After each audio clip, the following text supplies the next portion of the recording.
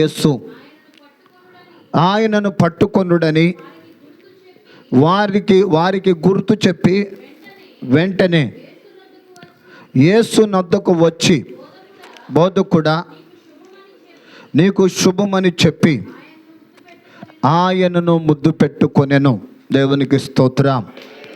ఇక్కడ ఈరోజు మరి సిలువ ధ్యానము 40 దినాలలో ఒక్కొక్క అంశములో ఒక్కొక్క ఆత్మీయ అర్థాన్ని, ఒక్కొక్క విషయాన్ని నేర్చుకోవడానికి దేవుడు మనకు అవకాశం ఇచ్చారు. ఈరోజు అయితే ఒక బాధాకరమైనటువంటి సంఘటనలో ఒక భాగం. అది ఏంటంటే, ఇక్కడ మరి యేసయ్య శిష్యులలో ఉన్నటువంటి 12 మందిలో ఒకడైనటువంటి ఇస్కరియోతు యూదా. కనుక ఈ యొక్క విషయాలను మనము ధ్యానం చేసుకుంటే నిజంగా ఇక్కడ ప్రత్యేకమైన విషయాలను మనం చూస్తూ ఉన్నాం. కాబట్టి ఈరోజు మరి వాక్య సందేశముగా మనము చూస్తున్నది యూదా ముద్దు అనేటువంటిది. మనము ఒక అంశాన్ని చూస్తున్నాం. బైబిల్లో చాలా రకాల ముద్దు ఉన్నాయి. వాటిలో మనం చదువుకుంటే పరిశుద్ధ గ్రంథంలో అంటాడు కదా, రోమపత్రికలో 16వ అధ్యాయములో, రోమపత్రిక 16వ అధ్యాయము 16వ వచనాన్ని చదువుకుంటే సంఘముతో చెప్పుచున్న మాట, అపోస్తుడైన పౌలు భక్తుడు సంఘముతో చెప్పుచున్నాడు. పవిత్రమైన ముద్దు పెట్టుకొని ఒకరినొకడు వందనములు చేయుడి, క్రీస్తు సంఘములన్నీ మీకు వందనములు చెప్పుచున్నవి. దేవునికి స్తోత్రం. కాబట్టి అపోస్తుడైన పౌలు భక్తుడే పవిత్రమైన ముద్దుతో మీరు ఒకరినొకరు, అంటే సంఘానికి ఆ విధమైన పవిత్రమైనది, ఆ గౌరవమైనది, దేవుని ప్రేమతో కూడుకున్నటువంటి ముద్దుగా కనబడతా ఉంది. ఇలాగ మనం చదువుకుంటే మనం చూస్తాము. నయోమి దగ్గర ఇద్దరున్నారు, 2 కోడలు ఉన్నారు. వారిద్దరూ ఒకరేమో రూతు, ఒకరేమో ఓర్ప. కనుక తన యొక్క మరి కుమారులు చనిపోయిన తర్వాత, నయోమి కుమారులు చనిపోయిన తర్వాత, తన యొక్క అదిగో మరి భర్త చనిపోయిన తర్వాత వాళ్ళని అందుకదా తన దగ్గర తీసుకొని ముద్దు పెట్టుకొని, అందుకదా మీరు కూడా మీ యొక్క అదిగో మీ ప్రాంతాలు మీరు వెళ్ళిపోండి, ఇక నా దగ్గర ఇక పిల్లలేమి ఇక లేరు, నా దగ్గర ఉండాల్సిన అవసరం లేదు అంటే, అక్కడ ఆ ముద్దు ఏం చూపిస్తుంది అంటే వీడ్కోలు. అంటే ఇక ఇంతటితో ఇక సమాప్తం, ఇక అయిపోయింది, వెళ్ళిపోవటమే, మళ్ళీ ప్రయాణం చేయడానికి. కనుక ఓర్ప ఎలుగెత్తి అత్తమా అని ఎలుగెత్తి ఏడ్చి మళ్ళీ వెళ్ళిపోయింది. రూతు మాత్రం అట్టగా ఎలల. కనుక ఆమె కనెక్ట్ అయిపోయింది, అదిగో అత్తమ్మతో ఉండిపోయింది. అంది కదా, నీతోనే ఉంటాను, నువ్వెక్కడుంటే అక్కడ ఉంటా, నీ జనము దగ్గరే ఉంటాను, నీ ప్రజల దగ్గరే ఉంటాను, నీవు వేరు కాదు అని చెప్పి అంటుంది కదా. మరణము తప్ప మనలను వేరు చేసేది అని చెప్పింది. కనుక అక్కడ ఒక ముద్దుగా కనబడుతూ ఉంది. కాబట్టి ఇలాగ మనం చదువుకుంటే బైబిల్లో ఇంకొకటి ఉన్నది. తండ్రికి 2 కుమారులు ఉన్నారు. ఆ 2 కుమారుల్లో చిన్న కుమారుడు ఆస్తి తీసుకొని దూరదేశం వెళ్తానన్నాడు, వ్యాపారం చేద్దామన్నాడు. కానీ అన్నాడు కదా తండ్రి, అదిగో నా దగ్గర చాలామంది మన దగ్గర ఉన్నారయ్యా, పని వాళ్ళు ఉన్నారయ్యా, మనకు కావలసిన అంత ఉన్నది, నువ్వు దూరదేశం వెళ్ళాల్సిన పని లేదు అంటే దెబ్బలాడాడు. ఆస్తిని తీసుకొని దూరదేశం వెళ్ళాడు. వెళ్ళిన తర్వాత వ్యాపారం చేద్దాం అనుకున్నాడు, కానీ అక్కడ దుర్వ్యాపారం చేశాడు, డబ్బంతా పోగొట్టాడు, వ్యసనాలకు బానిస అయిపోయాడు. అతడు లోక సంబంధం అంతటిని పోగొట్టుకున్నాడు. లాస్ట్కి మనం చూస్తే తినడానికి కూడా లేదు.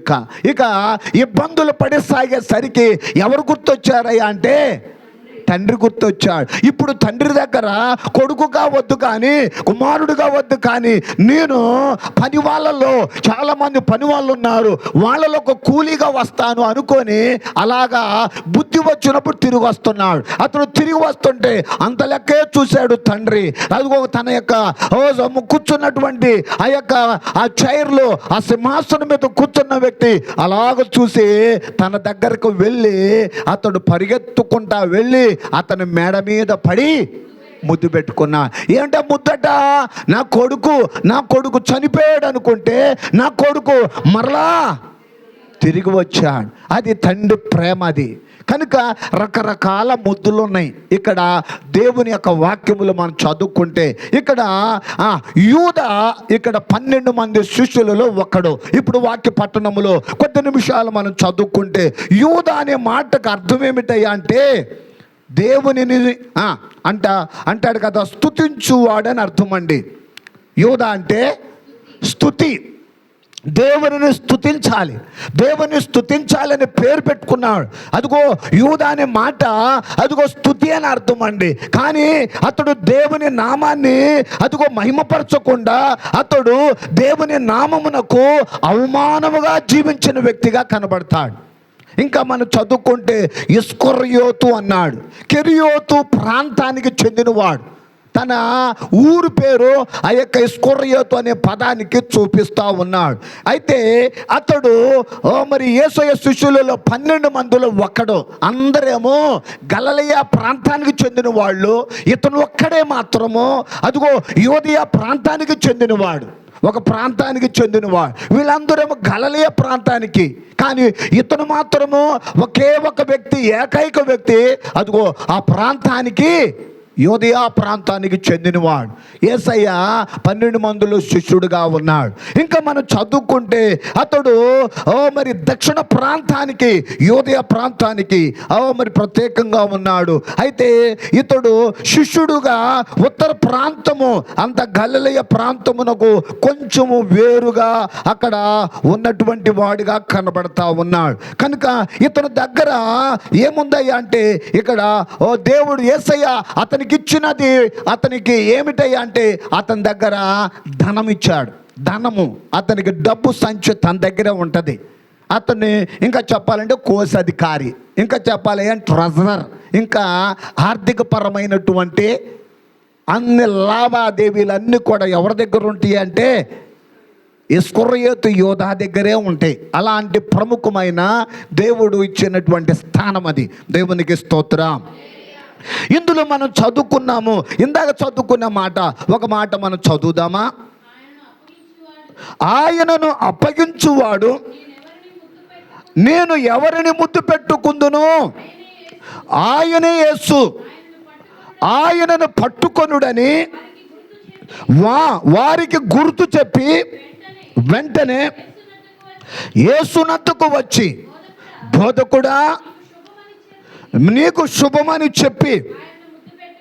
కాబట్టి ఇక్కడ మనం చూస్తున్నాము, ఇక్కడ ముద్దు అనే మాట దేనికి చూపిస్తుందంటే ప్రేమకు అసలు చూపించాలి.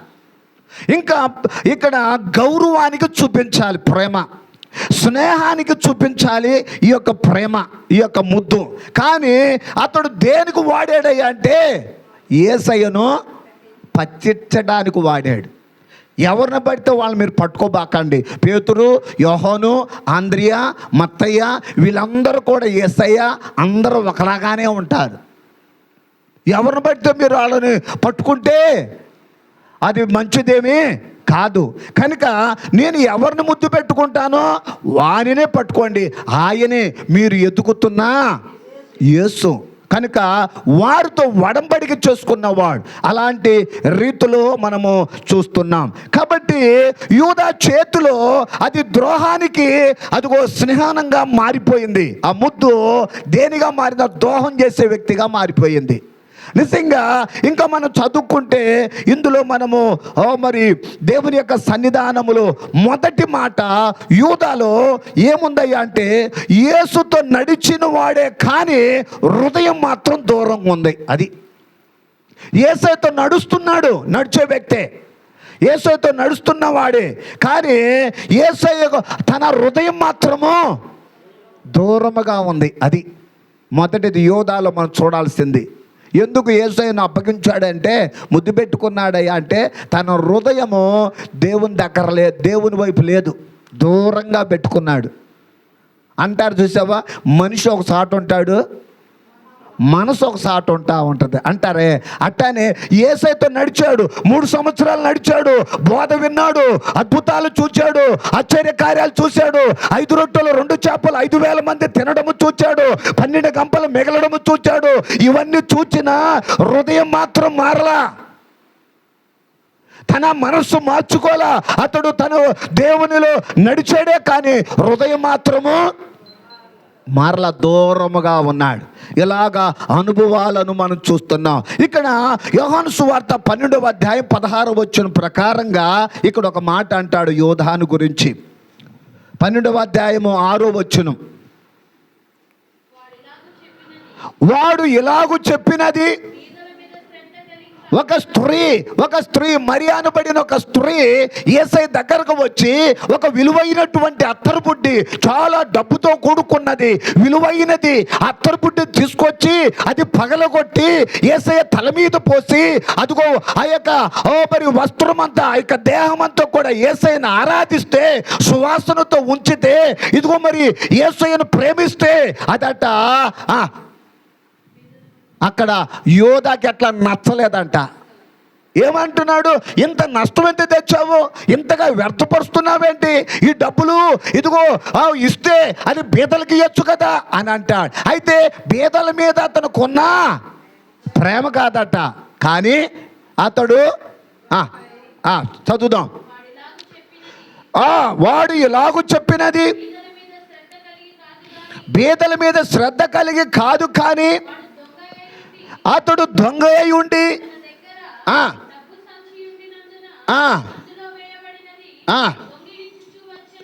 కనుక ఎప్పటి నుండో, ఇప్పుడే జరిగింది కాదు అది, ఎప్పటి నుండో చేస్తున్నాడు, ఇప్పుడైతే బయటపడ్డాడు. ఎందుకంత నష్టం చేస్తున్నావు? ఒకసారి మందిర పరిచర్యలో నష్టం అని వస్తుంది, దేవునికి పెట్టినది అది అన్నాడు, అది నష్టము కాదండి. నీ ఆహారము నీళ్ళ మీద వెయ్యి, అది తిరిగి నీ దగ్గరకు వస్తుంది. నిజంగా ఆశ్చర్య కార్యాలు చేస్తాడు. దేవుని యొక్క సన్నిధిలో ఆ ప్రయాసము అది వ్యర్థము. దేవుళ్ళు పెట్టిన ఏది కూడా, ఆయన సేవ చేస్తున్నది ఏది కూడా, ఆయనలో ప్రయాసపడింది ఏది కూడా వ్యర్థం కాదు. కానీ ఇక్కడ ఎలాగున్నాడయ్యా అంటే అతడు దొంగగా ఉన్నాడు.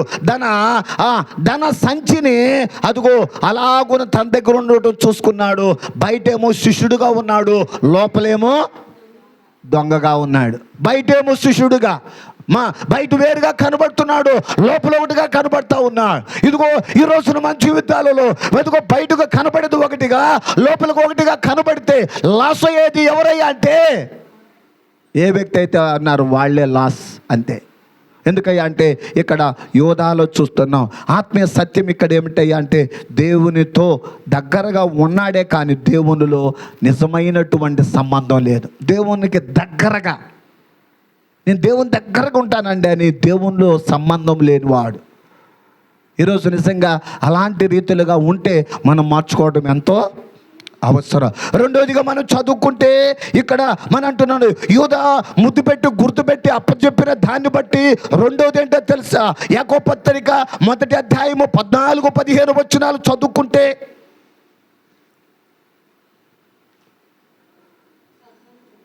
పద్నాలుగో వచనము 15వ వచనం యాకోబు రాసిన పత్రిక, ప్రతి వాడును తన స్వకీయమైన దురాశ చేత ఏడవబడి మరులు కొల్పబడి శోధింపబడును. దురాశ గర్భమును ధరించి పాపమును కనక పాపము పరిపక్వమై మరణమును కనును. అంటే దురాశ ఒకరోజే కాదు. ఇక్కడ యూదాలో ఏముంది అంటే ఒక ఆశ ఉంది, ధనాపేక్ష అనే ఆశ ఉంది. ఈ చిన్న చిన్న అపనమ్మకాలు అది పెరిగి చివరికి తన పాపమునకు పతనం దారి చేసింది. చిన్నదిలే అనుకున్నాడు, కానీ అది ఏమైందయ్యా అంటే పతనం అయిపోద్ది. చిన్నదే.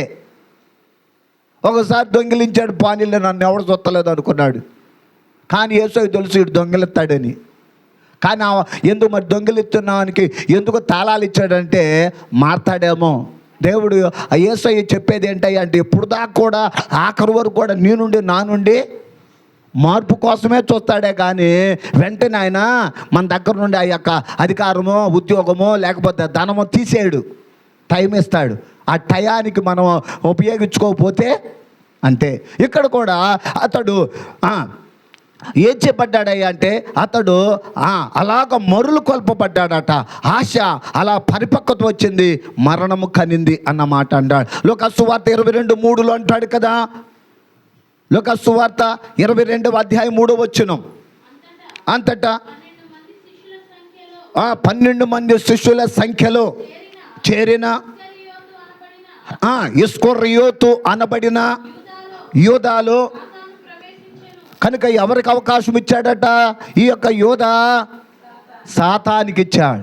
సాతానికి అవకాశం ఇచ్చాడు. ఇదిగో ఈ విరోధైన సాతాను అని చెప్తుంటే అదిగో సాతాను విషయంలో జాగ్రత్తగా ఉండమంటే, దేవుని మాటలు లోబడమంటే అవకాశం ఇచ్చాడు. 12 మంది 11 మంది ఒక రకంగా ఉంటే ఇతను మాత్రం సాతానికి అవకాశం ఇచ్చాడు అనే మాట ఇక్కడ మనం చూస్తున్నాం. చిన్న అదిగో పాపములే అవి తిరిగి మన జీవితాన్ని కూల్చేస్తాయి. చిన్నదే అనుకుంటాం, అది చిన్నదే.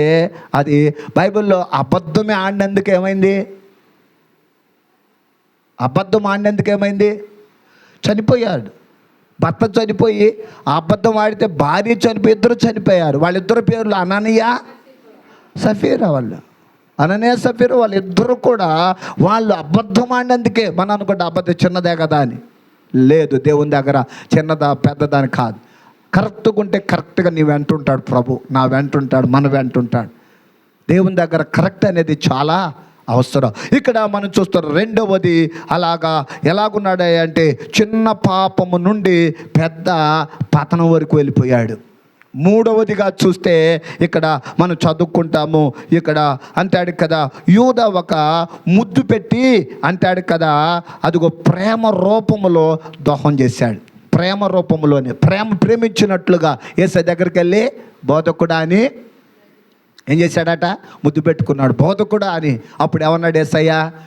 చెలికాడా, నువ్వు వచ్చిన పని చెయ్యి, చెలికాడా అన్నాడు. అంటే ఇక్కడ ఆ మాటకు అదిగో 41 కీర్తన 9 వచనాన్ని చదువుకుందాం. 41 కీర్తన 9 వాక్యం. నేను నమ్ముకొనిన నా హితుడు, నా హితుడే,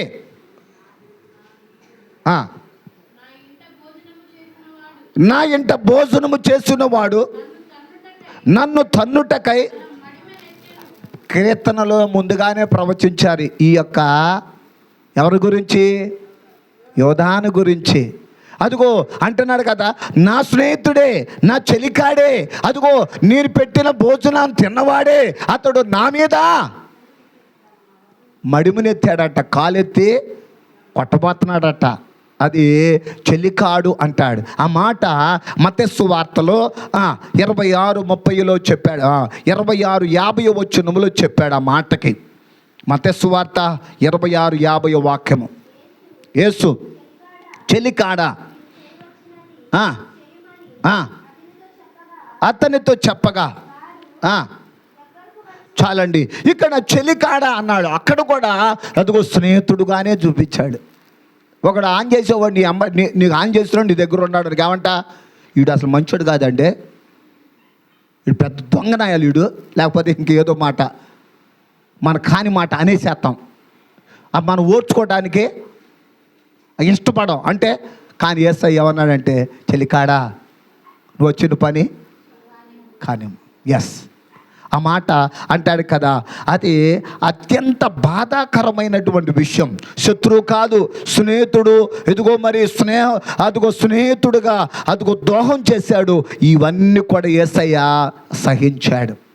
అందుకోసమే యోధా గురించి ఒక ప్రత్యేకమైన ఈ రోజున ధ్యానం చేస్తూ ఉన్నాం. దేవునికి స్తోత్రం.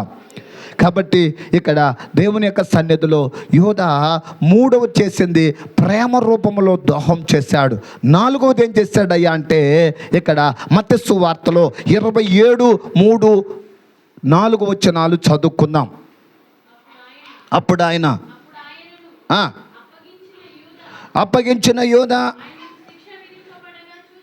శిక్ష విధింపబడుట చూచి పశ్చాత్తాపడి ఆ 30 వెండి నాణ్యములు ప్రధాన యాజకుని యొద్దకును పెద్దల యొద్దకును మరలా తెచ్చి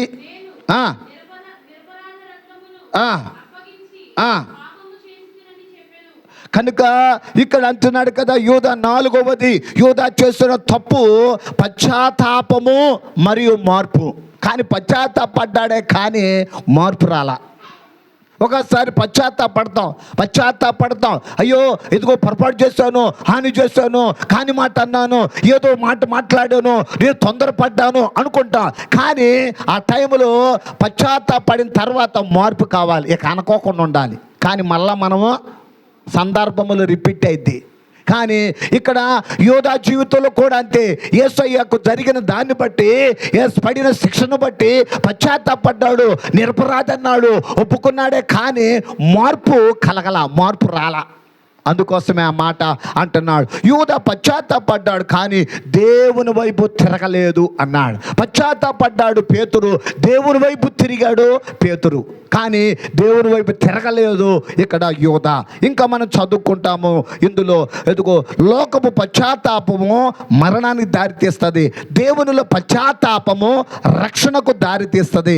అందుకోసమే అంటాడు 2 కొరింథీయులకు రాసిన పత్రికలో 7:10 అంటాడు కదా, 7:10 ఏ దుఃఖం అంటే దైవ చిత్తానుసారమైన దుఃఖము రక్షణార్థమైన మారు మనసును కలుగు చేస్తుంది. ఈ మారు మనసు దుఃఖమును పుట్టించదు. అయితే లోక సంబంధమైన దుఃఖము మరణము. అయితే ఏ సంబంధమైందయ్యా ఎంచుకున్నాడయ్యా అంటే పశ్చాత్తాపడ్డాడు, కానీ ఎంచుకున్నది ఏంటయ్యా అంటే లాస్ట్కి మరణాన్ని ఎంచుకున్నాడు. ఇక నేను చనిపోతేనే నాతో ఎండైపోద్ది అనుకున్నాడు, అందుకోసం ఎంచుకున్నాడు. అది మరణానికి దారి తీసింది. పశ్చాత్తాపడ్డాడే కానీ అతని మార్పు అనేది దేవుని వైపు తిరగలేదు అంటాడు. కాబట్టి యూదా దూరం అయ్యాడు, ఇదిగో పేతురేమో దగ్గరయ్యాడు ఆలోచిస్తే. కాబట్టి 5వది మనం చదువుకుంటే, 5వది ఇదిగో మరి ఈ రోజున మనము కూడా ఈ పిలుపు విషయములు ప్రభు మనకిస్తూ ఉన్నాడు. ఆయన సన్నిధిలో ఆయన ప్రేమతో మనలను ఆయన ప్రేమిస్తున్నాడు. ఇదిగో ఎలాగంటే ఇక్కడ అంటాడు రోమపత్రిక 5:8 చదువుకుంటే,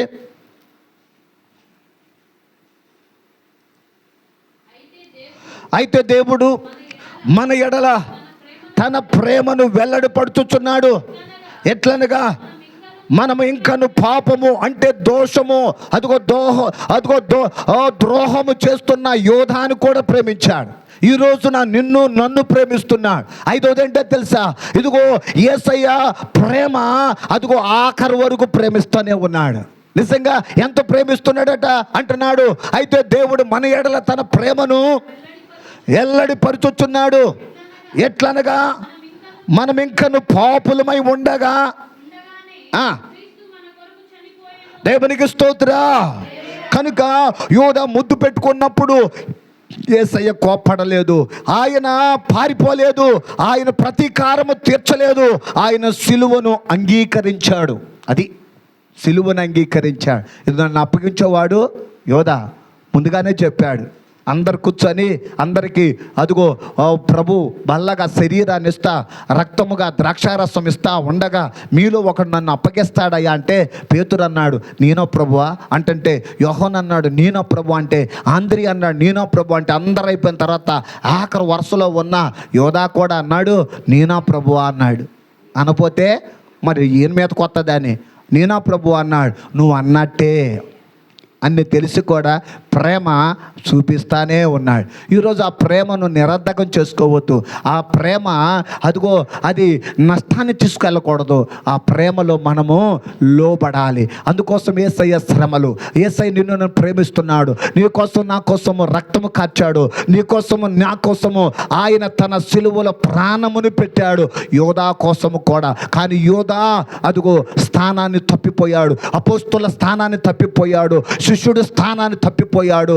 అతడు అదిగో దేవుని యొక్క సన్నిధి రాజ్యములో ఉండాల్సిన వాడు ఎక్కడికి వెళ్ళాడంటే ఒక చెట్టుకి, ఒక కొమ్మకి ఒక తాడు పెట్టి ఊరి వేసుకుందాం అనుకున్నాడు. అది వేసుకున్న తర్వాత ఆ చెట్టు తాడు తెగి కింద ఉన్నటువంటి రాయి చాలా పదునుగా ఉన్న రాయి మీద పడ్డాడట. పడితే ఆ పొట్టలో ఉన్న పేగులన్నీ బయటికి వచ్చి చనిపోయాడు. ఇదిగో అతడు సంపాదిద్దాం అనుకున్నాడు. ఏం సంపాదించాడయ్యా అంటే అదిగో వెండి నాణ్యములు సంపాదిద్దాము, ధనాన్ని సంపాదిద్దాము, ఆస్తిమంతుడిని అవుతాను అనుకున్నాడు. కానీ అతడు సంపాదించుకున్నది నరకం సంపాదించుకున్నాడు. దేవుని బిడ్డలారా, ఎందుకో తెలుసా? అతడు అనుకున్నాడు కదా, యేసుని అమ్మితేనే, యేసుని అప్పగిస్తేనే ఇదిగో నాకు ధనం వస్తుంది అనుకున్నాడు. కానీ తన జీవితం నాశనం చేసుకున్నాడు. అతను పతనమైపోయాడు. యూదా అతడు తనంతటిగా తానే అతడు నరకానికి పాలైపోయాడు. ఈ దినాన యేసయ్య నిన్ను ప్రేమిస్తూ అంటున్నాడు. ఆయన ప్రేమను వెల్లడి చేస్తున్నాడు. ఆయన చూపుతూ ఉన్నాడు. 3 బ్రేకుల మీద వేలాడుతూ ఉన్నాడు. నీ కోసమే, ఆయన నా కోసమే ఆయన ప్రేమిస్తూ ఉన్నాడు. ఈ ప్రేమ విలువైనది, ఈ ప్రేమ పవిత్రమైనది, ఈ ప్రేమ స్వార్థము లేనిది, ఈ ప్రేమ మత్సరము లేనిది, ఈ ప్రేమ ఉప్పొంగదనిది, ఈ ప్రేమ మన కోసము సమస్తము ఓర్చుకున్నది. ఈ ప్రేమకు మనము లోబడాలి. దేవునికి స్తోత్ర. ఈ ప్రేమకు మనము పాత్రులముగా ఉండాలి. ఆ ప్రేమను కలిగిన వారమై మనము జీవిద్దాం. అతి భాగ్యమును ప్రభు మనకిచ్చును గాక. దేవుడి మాటలు ప్రభు మన వినికిడులో దేవుడు దీవించి ఆశీర్వదించును గాక. ప్రార్థన చేసుకుందాం, తలలో ఉంచుదాం.